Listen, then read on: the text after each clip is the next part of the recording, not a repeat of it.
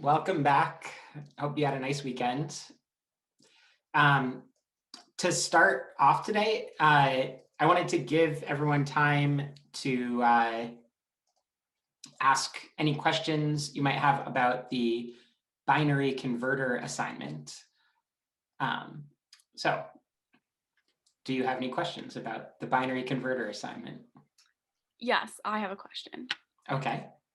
So I think that I got it to work in the sense that I put in like convert a number and it returns back a string, whatever. Seems great. I run the error test, seems great. The only problem is the assert part. When it's like I run your assert tests, it fails those. But like when I put in like convert 10 or whatever, it returns back the string. But then I tried to see what type it was, and it was saying that it was a none type. So I think that might be where the error is, even though it's printing out like 1110 or something like that, but it's still a none type. So I'm wondering if that's what my problem is. I'm guessing you're maybe printing out the answer instead of returning the answer. Oh, yeah. So if you just change, if you change the print statement to a return statement, I think that'll do what you want.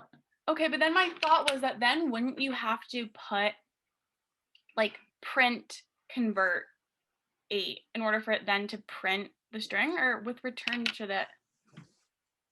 So if you, let's try it out. It's a good thing to test out. So let me share my screen. Or do you want to share your screen, or I mean? Yeah, I can do that, but someone else can maybe go first because I have to pull it up because I'm stupid and closed out my tab. We all close out tabs.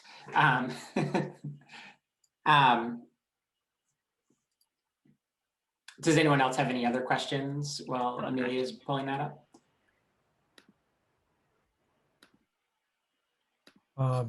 Yeah, I had like a couple, but I can just one to start. Sure. So I'm assuming or when I was like trying to like solve the increment part of this problem, I'm thinking of like B as like the place like where you would input like the binary numbers like 11001 or whatever. And then but like in order to loop through that, do you need to create like a list that like of an index for it, and I can like kind of show like what I did for that, but so you're able to like loop through. Do you want to share your screen, or? Yeah, I can share my screen. Okay.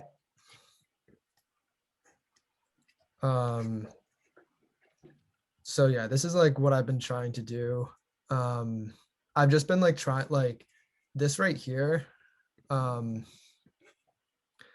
This right here basically turns like if I put like 10 into B, it'll basically make a list like 1 in parentheses comma 0 in parentheses, and then like my hope is that I can like iterate like, or I can like loop through that like in reverse.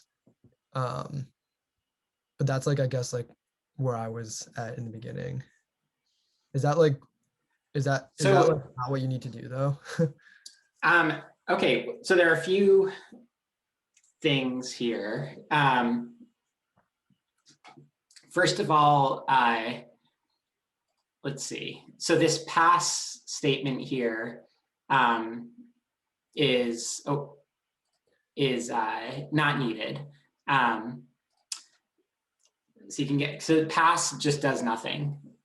So that was filled in just so that the code, the function definitions run, but you can get rid of that statement. Here,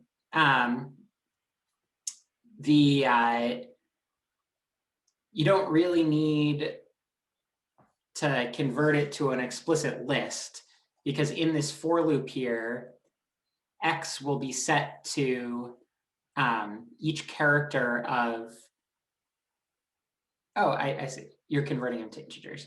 Yeah, so you could, I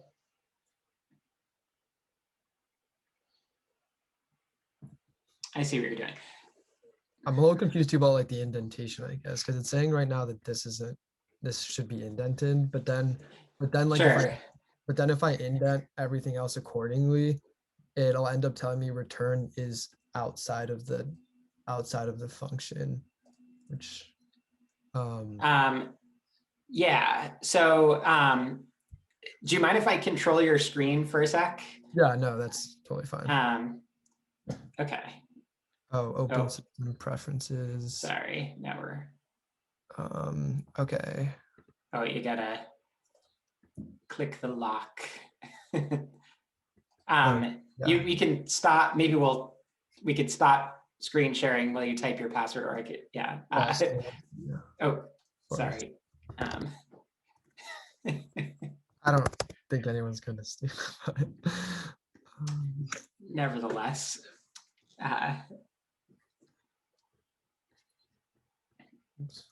oh, so just click Zoom checkbox next to Zoom. Yeah. And then lock. Yep, perfect. Great. Okay.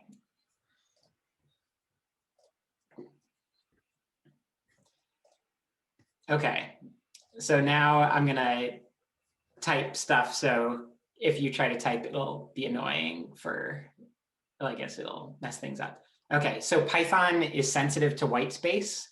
So what's happening is it's defining the indent level based on the first line of this function. And then it's seeing a different indentation level here. And that's counted as like the body of a function, but there's no, or a statement, and there's no statement. So this will get rid of this particular error. B is already a string, right? Is that right? I don't think so. I mean, I like if I like type it in as a string, it probably depends on like whether you like when you call the function, if you call it as 10 or like string 10, right? Yeah, so if B is like, 1 0 1 0, then oops, with commas, sorry.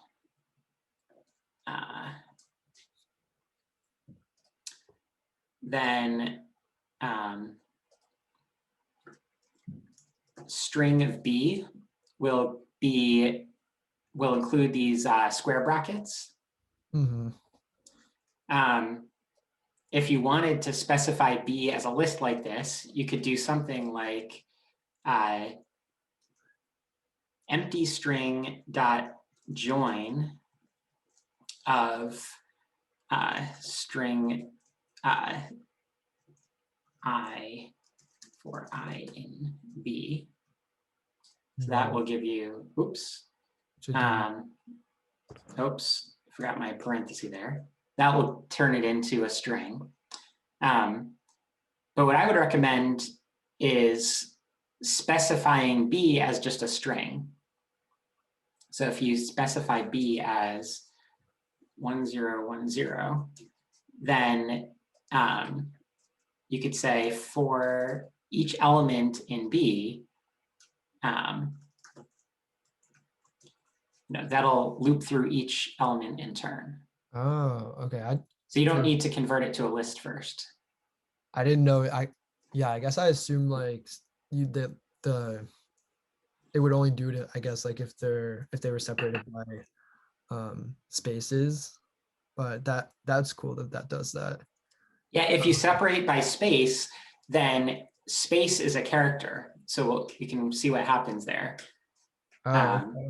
So it'll actually print out a space on every other line. Oh, okay. So that's a lot more simpler then. So is that like, is that then like, I guess, is that what you're looking for? Like when we input a number, or like or I guess we will be inputting a string. Well, the way that I'm suggesting, so you can write this however you want. So it doesn't have to be as I'm suggesting, but the way I was imagining it when I wrote those instructions is that if you passed in like increment of 0, then it should return 1. And then if you pass in like increment of 1, then it should return 1, 0. Okay.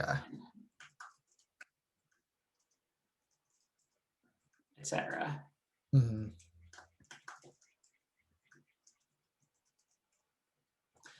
So if you see what's happening here, if a 0 is in the last place, you convert it to a 1. If a 1 is in the last place, then you have to increment everything before it, which in this case is nothing, and then add a 0. So you could pretend you could pretend this is like a 0. Yeah. Then you It increment. makes a lot of sense when you like look at like, or just like the how animation. how you count normally, and then Mhm. like it's just like the highest you can possibly go is 1, right? In binary, yes, that's Yeah. right. For each like digit place. Mhm. Yeah. And so what that increment function is doing is implementing this intuition. So you pass in a string representation of a number, and then you get out, or any non-negative integer, and then you get out the binary representation, represented as a string of the next, of 1 plus that number. Okay. So Yeah, inside that function, you want to, do all the stuff that's needed to make that happen. And so the logic is outlined here if you wanted to follow that particular way of solving that. Okay, great. Yeah. The string is definitely going to be a lot easier than trying to make it into a list. Okay, that's good. And then, so when you pass in a 10 here, you want this to be the string 10, right? Yeah. But then, you want to do something like first you'll do some sanity checks. Like, let's see, make sure n is in the right format. Make sure, so like it has to be an integer. Mhm. Oh. Amelia, did you join twice? Yeah, from my other computer that I have my stuff on for after. Got it. Okay. Cool. I didn't know if, some sort of temporal paradox was happening. Okay. Great. I'm glad it's not. Okay. Make sure, and then, make sure n has, values we can work with, non-negative, etc. Oh, one more thing, I guess too, for like when we're reversing, would you recommend doing like range, and then I just didn't know what to put for the first value, but I know it would probably be like comma 0, comma -1. Yeah, you could do that. So you could say like, hello. But actually, there's a trick. Oh, that was confusing because L looks like a 1. But you can index a string just like a list. So this is a trick for reversing a string. Oh. That's pretty sick. Yeah. It's like,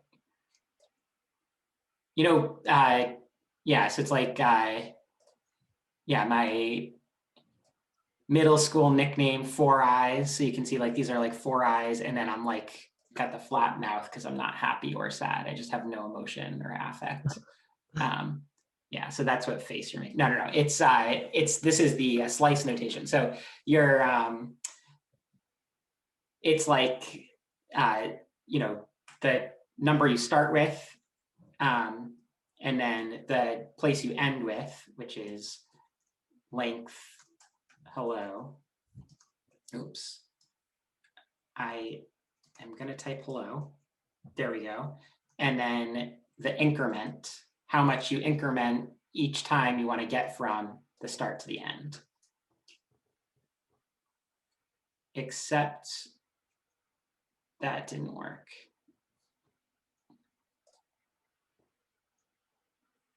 Let's see. Wouldn't it have to Oh, I'm sorry. You have to start with, yeah, it's all messed up. Yeah, so this is equivalent to this. And then actually it's like, yeah. or it wouldn't just be 0, 0 in the middle and then -1, or no? Let's see.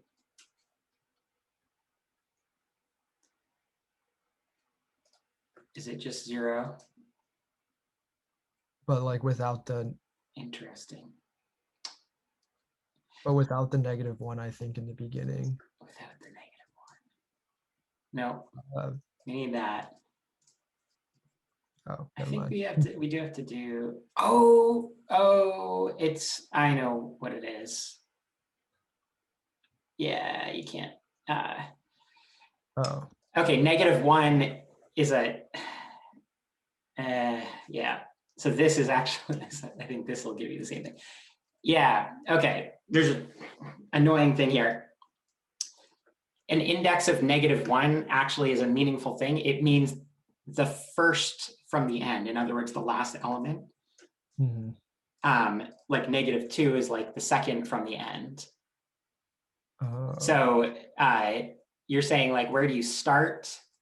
If we're not reversing, it gets easier. So we could say like, I'm going to start with the second element. It's 0 index. So this would start with the E and then end with the second to last element.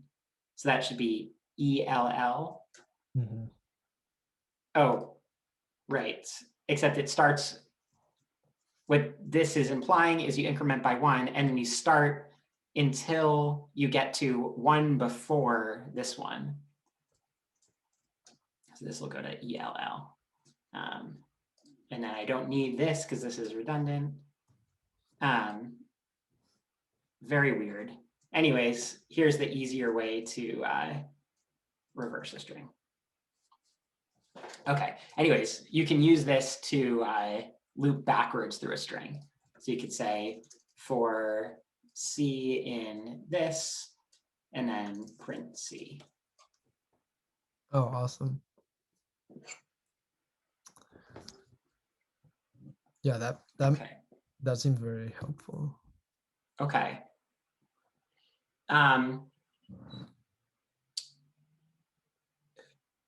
How are you all feeling about like this assignment is not meant to be a trick. So like, I mean, I'm happy for us to, we could solve it as a class even if you wanted to. It's not meant to like, it's not like a, yeah, it's a, Should I stop share, or is this helpful for everyone to see my screen? Or I don't care either way.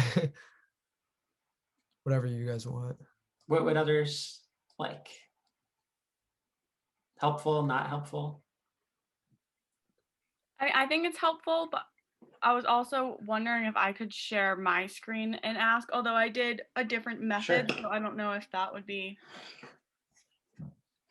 Yeah, I'll stop. for people to see if it would be more confusing. Because sometimes I know. Okay, well, so let me, Nathan, if you can keep your screen here for one more Oh, yeah. sec. Let me just say one more thing. So once you write this Well, you're going to want this to be indented. So once you define this function, you want to say like, you do some sanity checks. So you want to implement those. And then you could start your counter at 0. And then you could say like, while I is less than n, or something like that, or response equals I don't know, or let's see, binary. We could say like, then we could say like binary equals increment spelled correctly of binary, and then return binary.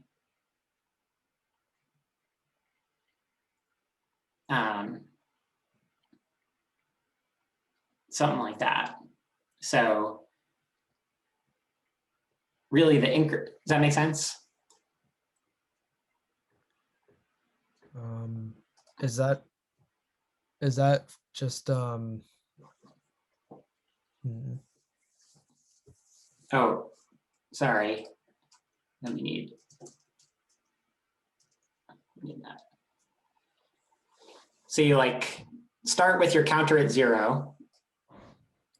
If you pass in 0, then I is never less than n, because 0 is not less than 0. So you just return the string 0. If n is 1, then I starts out at 0. It's less than 1.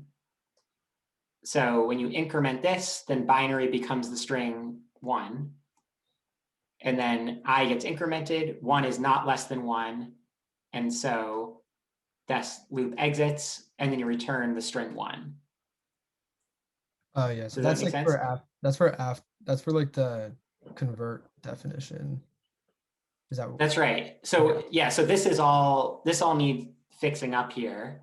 Yeah. And then the other thing you want to add is like sanity checks. So like, is n in the right format?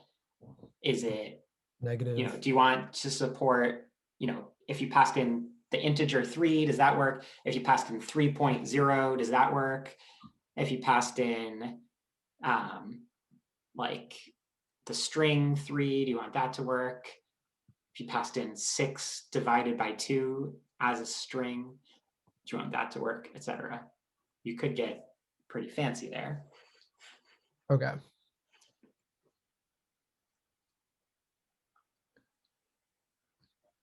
And like if you put in like a negative number, like have like an error message come up or a message. Maybe you want to say, okay, let's not have that work because that's not covered by this algorithm.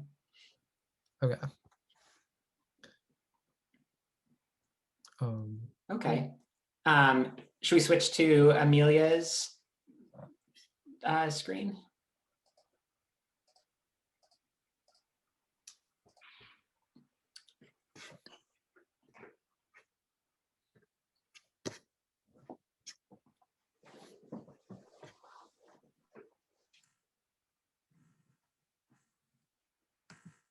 Oh, weird. Okay. Oh, am I echoing? Yeah. That was cool how like you got the double I'm just gonna camera. stand this computer now. Okay. But yeah, I just got a new computer, and so it's like somewhat using that one, and then like I have my stuff on this one. Okay, I'll go ahead and share.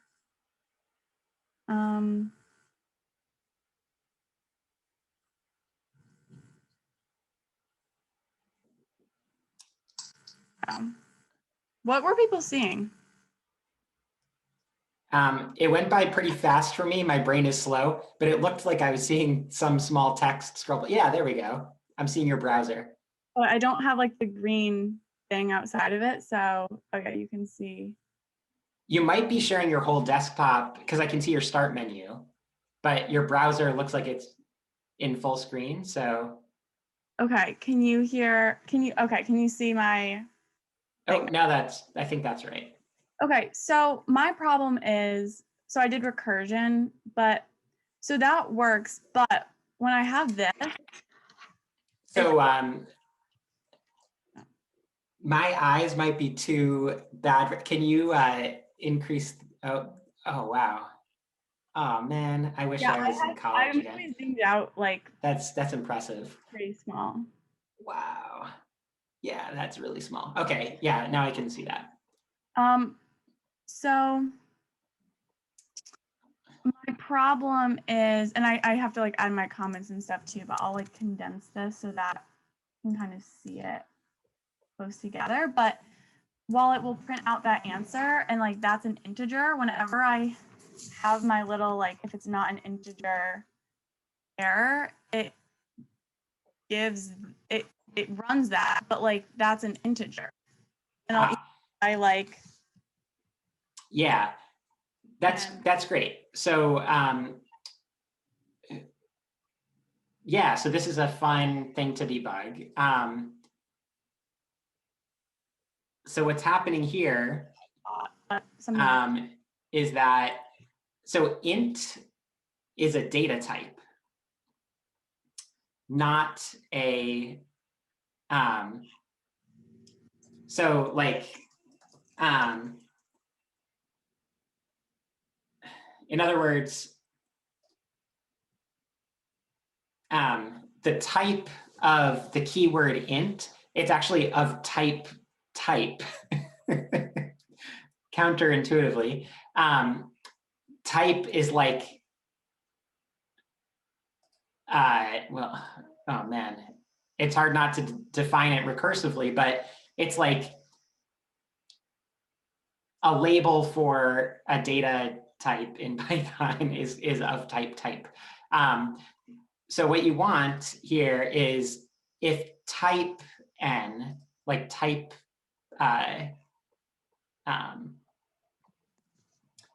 yeah, and then that should do what you want.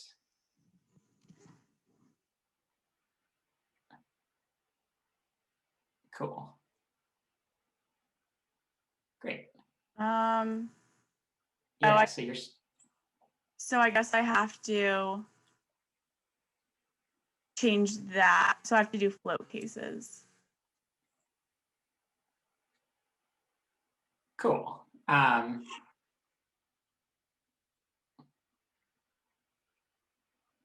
Okay, so I guess these two I still have to work on. So do you want it, so like for each single like possible data type you could put in, have like that specific message so that like the user knows like, oh, they put in a float, or oh, they put in, rather than just like, it must be an integer, say like it must not be a float. Well, so I think what you want is like, if, so what the edge case that this check is getting at, this check is getting at is 10.00 is an integer, but it is not type int, it's type float. So what you want is something like, if you convert the input to an integer, does it equal itself? So like 10.0, like int of type, or of 10.00 is going to equal 10.00. But int of 3.14 is not going to equal 3.14. Because when you convert something to an integer, it takes off the decimal. Right. And then there's a weirdness, which is that like,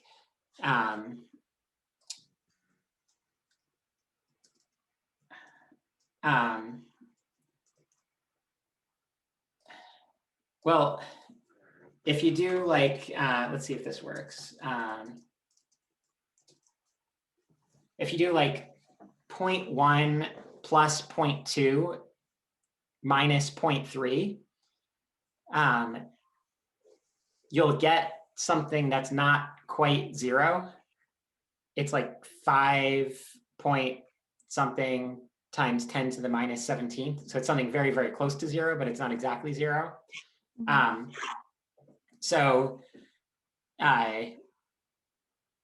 if you passed in, and that's because decimals cannot be they're not represented with infinite precision in Python or in most languages. And so you can get very small rounding errors. So if you passed in 0.1 plus 0.2 minus 0.3, from a math perspective, that would be 0, which you should be able to convert to binary. But from a Python perspective, that would be, something very, very close to 0, but not quite 0. And so one way to handle that sort of case, is to say you could define a threshold. So that if you get the non-edge cases to work, you'll do great on the assignment. So I should preface all this by saying it's fine if you don't care about the edge cases. If you want to tackle the edge cases, then you could define a threshold that says, if the number that I pass in is either an integer or within some very small threshold, margin of an integer. So I could define a threshold of 1 times 10 or 10 to the negative 15th or something like that. So if I'm within 10 to the negative 15th of an integer, then I'll consider that to be an integer. How does one say if it's within 1/15th of an integer? So you could say the number minus integer of the number, and then take the absolute value. And then if that number is less than the threshold, then it's within. Does that make sense?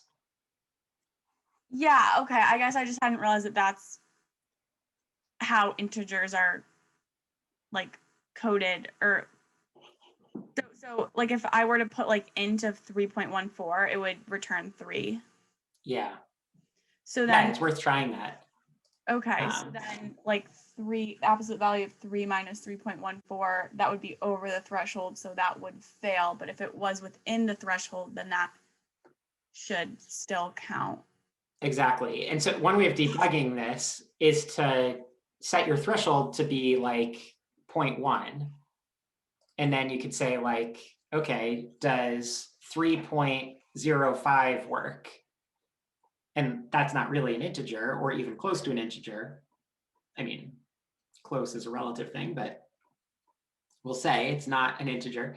And so, but if you set your threshold to 0.1, then that should be converted to 3 and work just fine. Okay. And then I guess just getting at what these assert edge cases mean. So if someone were to put in 10.00, it should work. So why is that a failed? So the way assert statements are written is, let me.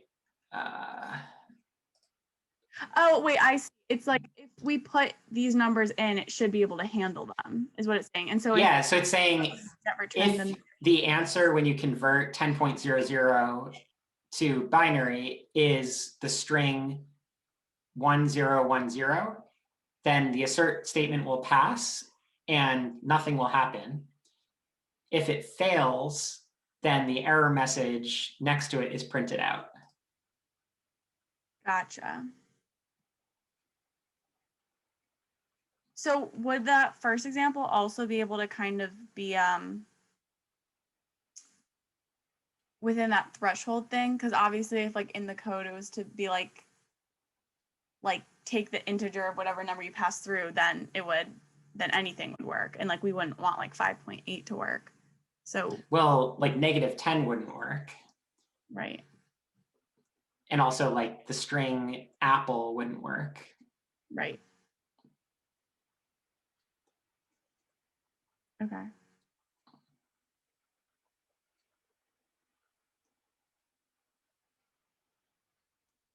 Yeah, so, and then this assert statement at the bottom here, convert 1 equals none.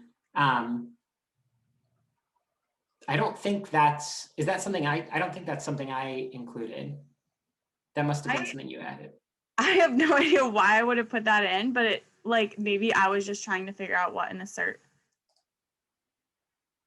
Oh, I did add that. I did add that. I was so confused. I was trying to figure out what it was. I didn't understand what assert meant. Okay, because you shouldn't return none. Yeah. Okay, great. That was looks great. Okay. Or, Yes. Okay, Cool. so I just work on the edge cases, I guess. Yes. And then when I'm like done figuring out the edge, or when I decide to give up, I just do file, save a copy in GitHub, and that is how we submit it. Yep. And make sure it's saved to your GitHub repository. Both of them, or just mine? Just yours. Yeah, Okay. You won't be able to save to the class one. Okay. All right. Well, thank you. Sure. Cool. All right. Yes, Kira. I just have a quick submission question. Can I share my screen? Mhm. Cool. Oh, oops. Somehow Zoom lost permission to do that. 1 second.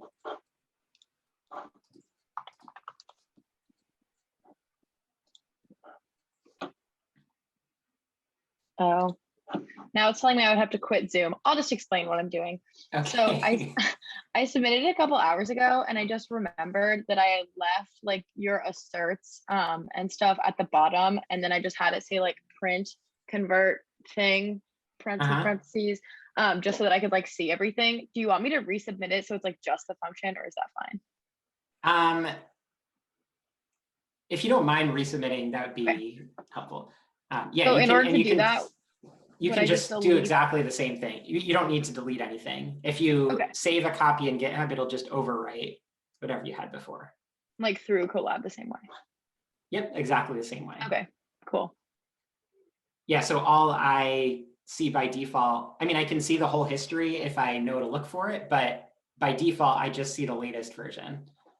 So. Okay. And do you even want a convert statement at the bottom, or just the function? I think just the parts that say, I guess the easiest thing for me would be if you just just change the things that say like fill this part in, and then leave everything else the same as what it was in the original assignment. Okay, I did the experience approach version 1, so I put it down there. Do you want me to also move it? That's fine. I'll figure it out. Okay. Okay.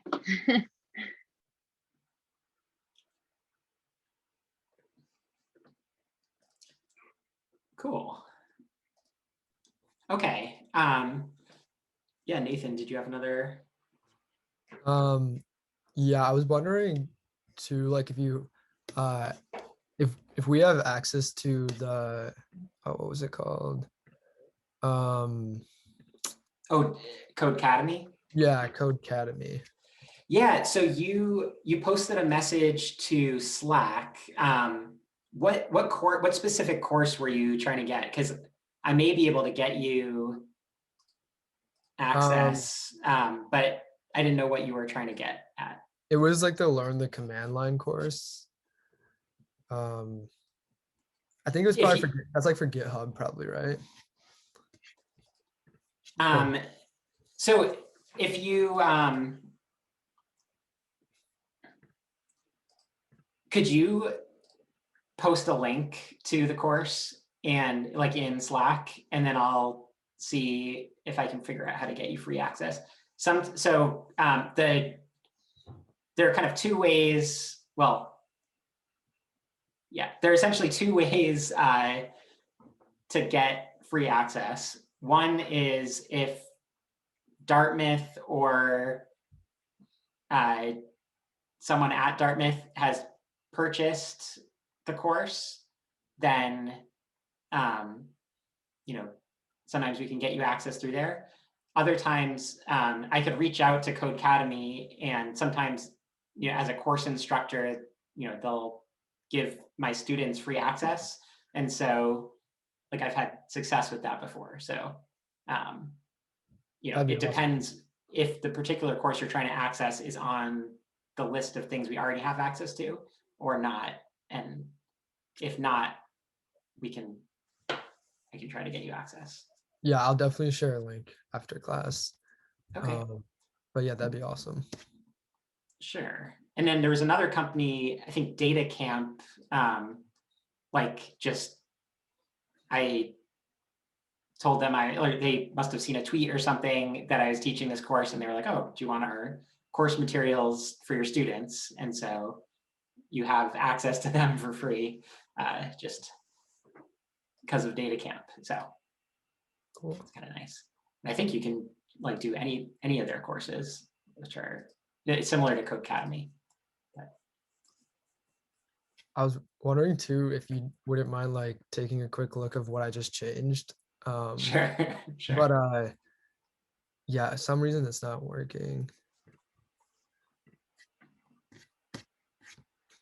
And I just like copied it down here so I didn't have to go through the whole like set of definitions or functions. So B is shouldn't be in quotes there. Oh, right here. Yeah, so that's the string B, but B is already a string. Okay.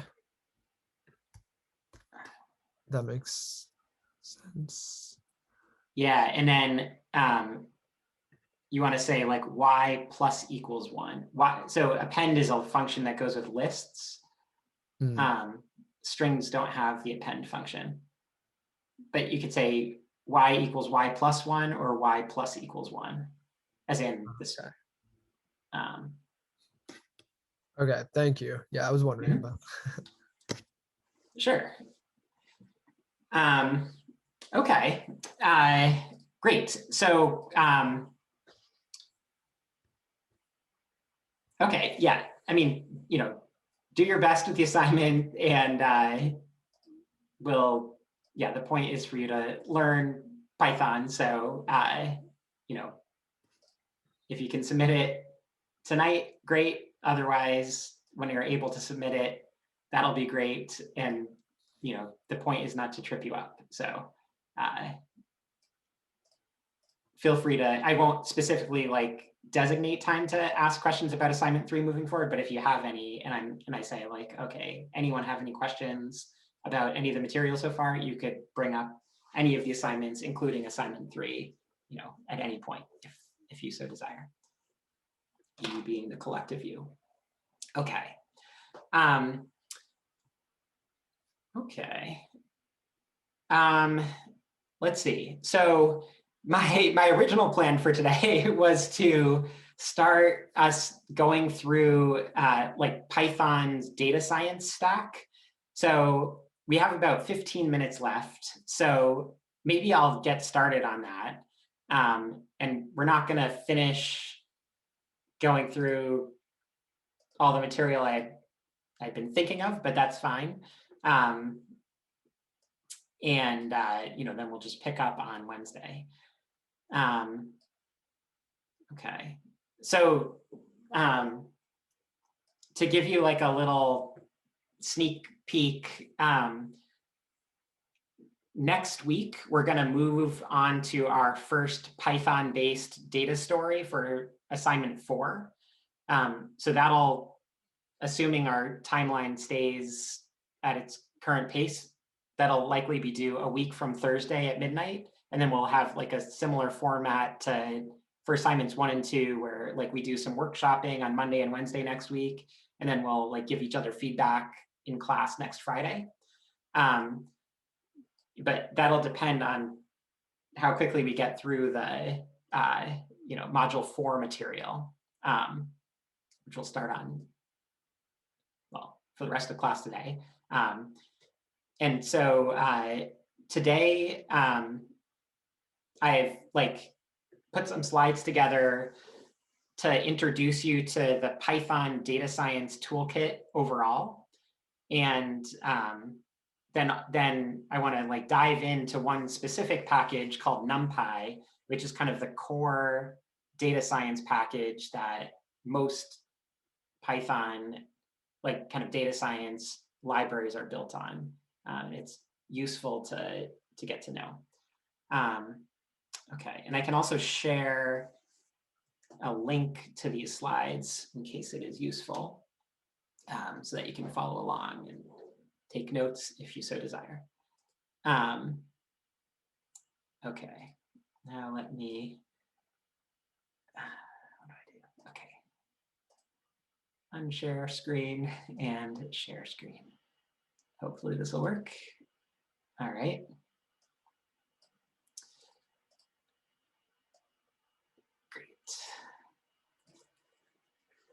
Okay, so I'm probably not going to get through all of this today, but I'll go for a little while. Feel free to jump in with questions, and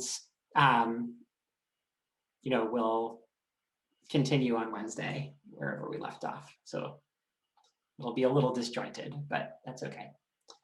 Okay, so we haven't specifically talked about what a module is in Python. So I don't actually know if you were introduced to modules in CS1, but do you use modules in CS1? No, I don't know. Okay, great. Kind of shake of the head. So a module is it's a package, another definitionless term, that gives you access to functions, variables, and data within your workspace that are not necessarily built into the Python that you get when you start up an instance of Python. So when you start running Python on your computer, you get access to if, else, elif. You can define functions. You can define classes. You can you have some basic operations like add, subtract, multiply, divide, etc. You can print things, etc. So all of those are kind of the basic Python toolkit. And then there's a set of libraries called the Python standard library that come with Python. So just installing Python gives you access to those libraries. So they include things like interacting with files and manipulating strings in fancier ways, and controlling system processes or operating system processes, that sort of thing. And so there are a bunch of these sorts of libraries. But then so that's powerful and also similar to many other programming languages. Programming languages let you control your computer. So that's how Python lets you control your computer. But the really powerful thing about Python is that it has this huge ecosystem of community developed packages that allow you to extend Python's functionality.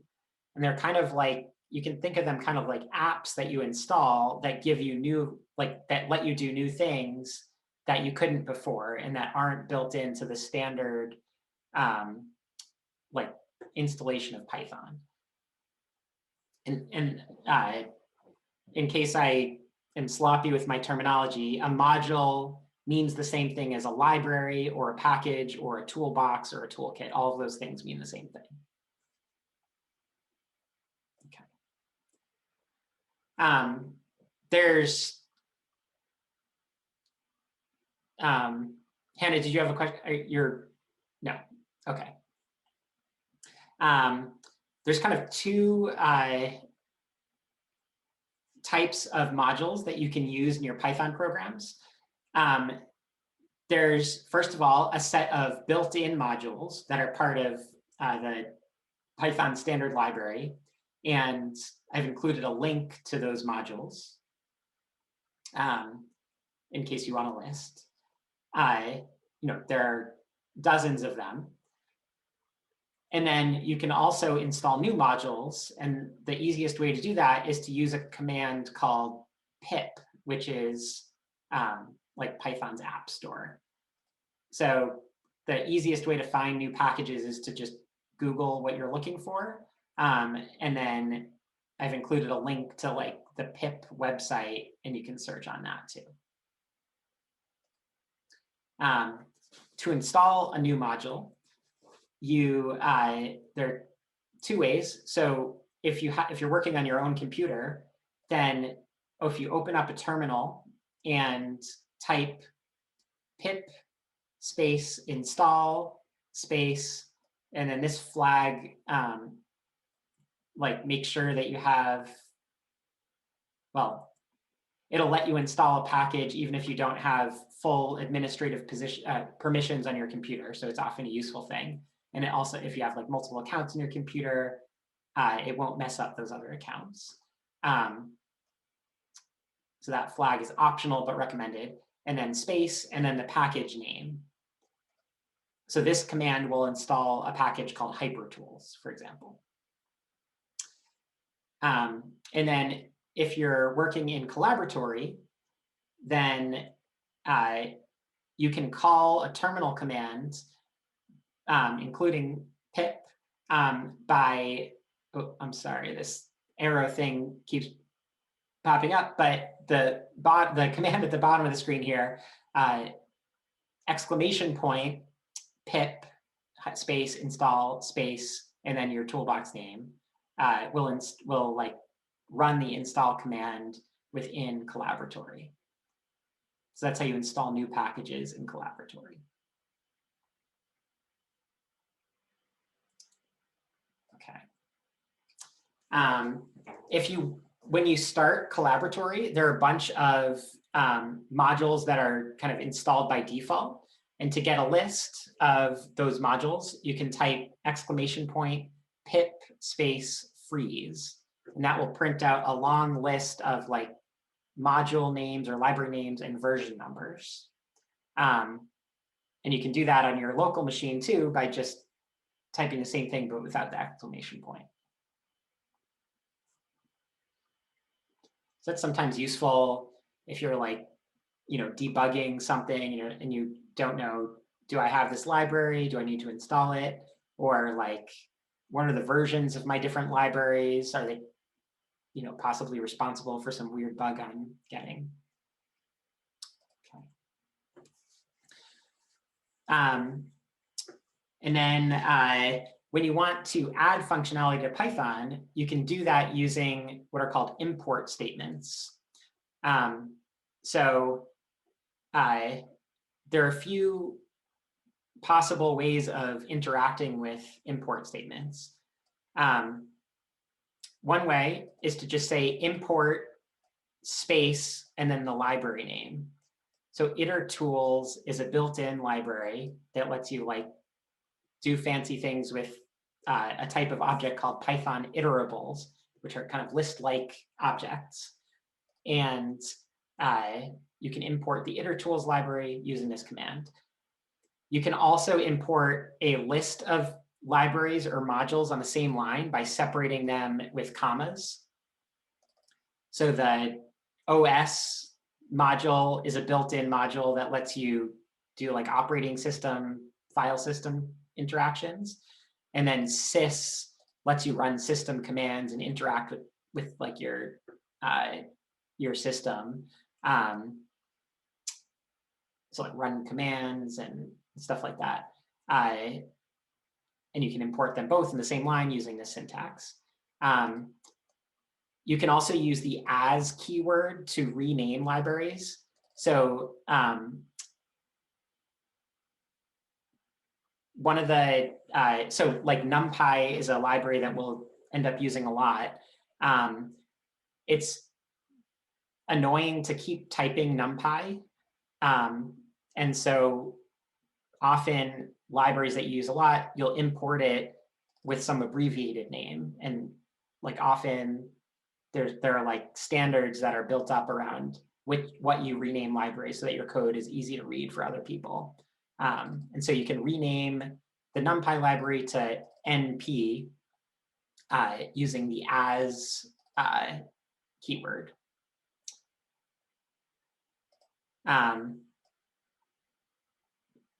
Also, you can, instead of importing the whole library, you can import specific functions within the library. So you can import like from the math library, which is a built-in library that includes a bunch of like standard math functions. If you wanted to import the logarithm function, which is called log, then you can say from the math library import log. So this is another way of calling import by using from statements. And then the kind of fifth common syntax for import statements is you could use from statements, but then rename the specific things you import. So this will import the glob function from the glob library and rename it to lsdir. Glob is kind of a useful function that lets you list the contents of directories. But glob is kind of a strange name, so I sometimes rename it to lsdir, which is easier for me to remember, like listdir, list directory. Okay. In this course, you're probably not going to write your own packages, but I've included a link to a tutorial that my lab put together for making packages if you want to know like how the sausage is made, so to speak. Kind of interesting. But I guess to summarize, packages are made. The packages are just Python code with like text files and data and that sort of thing in them. So there's nothing like secret or fancy about what a module is. It's just more Python code that's organized in a particular way.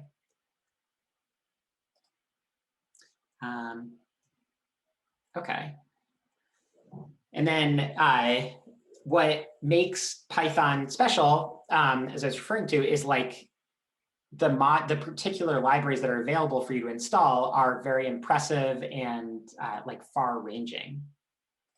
And so just to give some examples, in the like data science sphere, Python has really, really awesome libraries for like wrangling data, which is like, changing the format your data is in, and then analyzing data. So like, summarizing or carrying out statistical tests or applying machine learning to your data set. There are great libraries for modeling data. So like, how do you build a model of the thing that produced your data, or how can you implement your own models? It has really great libraries for visualizing data, like making figures, interacting with figures, turning your data into figures. And then outside of the data science framework, or even in it, there are libraries for pretty much anything else you can imagine that you might want to do with a computer. So like weather tracking, web scraping, interacting with Twitter, posting tweets, pretty much every, interacting with YouTube, anything you can do on the internet, there's some Python thing usually. And then really any aspect of how your computer works, there's almost always someone's written a Python package to let you do that thing. It's really impressive. And then maybe I'll end with kind of a cartoon of how the Python data science libraries are organized. So you can kind of think of it as this like, expanding shell of libraries where you have Python at the core, and then built on top of Python are like, so Jupyter is a package that Collaboratory is based on. So it's like a way of interacting with Python. and then IPython and CPython are, or Python, sorry, are, so IPython is what Jupyter is built on. CPython makes Python run quickly by wrapping some things in another language called C. NumPy, I want to go through, but it's a way of, so we'll go through that, I guess, on Wednesday. But it's a way, it's a library for efficiently working with a new data type called arrays. They're like matrices, so like tables of numbers. And that's really useful for data science, where often our data sets are organized as tables of numbers. So NumPy has these really efficient functions for working, and convenient functions for working with matrices. And then SciPy is called Scientific Python. It has like a whole bunch of kind of science related or data science related packages that are, it includes NumPy and Jupyter, but it's like a collection of science related things. Then on top of these kind of core libraries, there are like fancier, higher level libraries. Matplotlib is like a plotting library. Pandas is another library we'll dig into. It provides like labels for your matrices. And then there are like statistics modules, symbolic math modules, modules for like interacting with particular types of data, like NeBabel is for working with fMRI data, for example. Built on top of these things, there are fancier libraries for visualizing data, or for working with networks, or for building certain types of models, or doing fancier brain analyses. And then built on top of that, there are even higher level libraries that are, do even fancier, higher level things, like kind of meta-analyses, or really fancy, complicated models, or that sort of thing. So you can see there's this kind of framework where someone builds a tool, and then other people can use that tool to build new tools, and then other people can build those newer tools to build still kind of higher level tools. And so that's kind of the beauty of Python, is everything is organized in this modular way that makes it really extensible. So this is like the cartoon I have in mind whenever I think of like the power of Python, because this, you can think of it as like the power of this language just expanding at a crazy rate as more people develop tools that are based on other people's tools. And that's really how the whole thing works. So on Wednesday, we're going to dig into NumPy, which is kind of the most important like data science library to understand. And then depending on timing, I'm hoping on Friday, we'll talk about the Pandas library. And then probably next week, we'll talk about data visualization. And then we'll have to delay assignment 4 a little bit so that we can brainstorm how you actually put your data stories together. But that'll require knowing about data visualization in order to do that. Okay, so that's probably a good place to end for today. Anyone, I don't know, do you feel oriented? Do you have a sense of like how this is gonna kind of, how the data science stack in Python is gonna work? Great. All right, so good luck finishing up assignment 3, and I will see you all on Wednesday. Take care, everyone.